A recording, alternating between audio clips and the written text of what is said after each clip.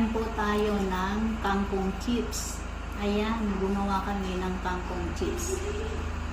At ito, isasawsaw natin sa suka. Titikman natin.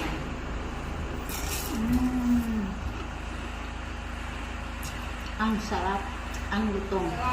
Ang linagay lang natin dito ay konting cornstarch, all-purpose flour, asin, paminta, at saka paprika. Yun lang. Hindi na natin nilagyan ng itlog, pero napakasarap. Ang lutong. Sausawan lang suka na may sibuyas at sili.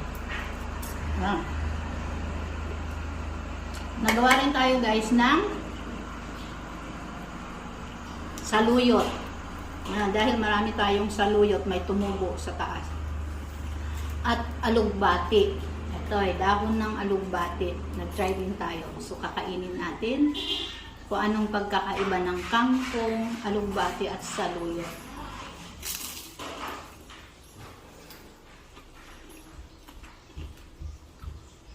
Ang harap. Hindi mo siya malalasang alugbati. Diba pag ang alugbati niluto natin, may lasa, ito wala. Hindi mo siya makahalata na alugbati pala siya. Parang katulad din ng kangkong. So ito naman saluyot. Sarap ng sausawan.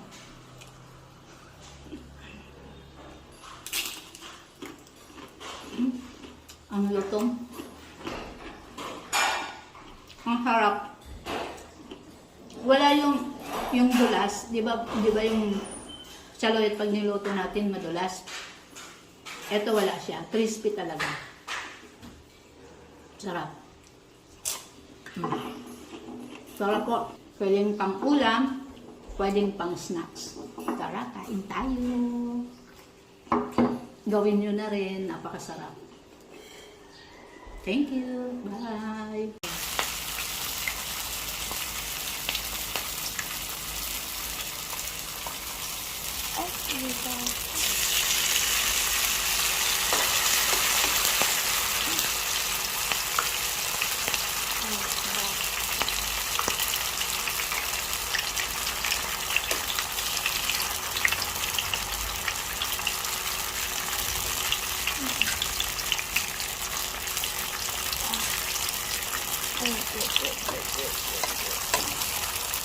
Ito ang saluyot.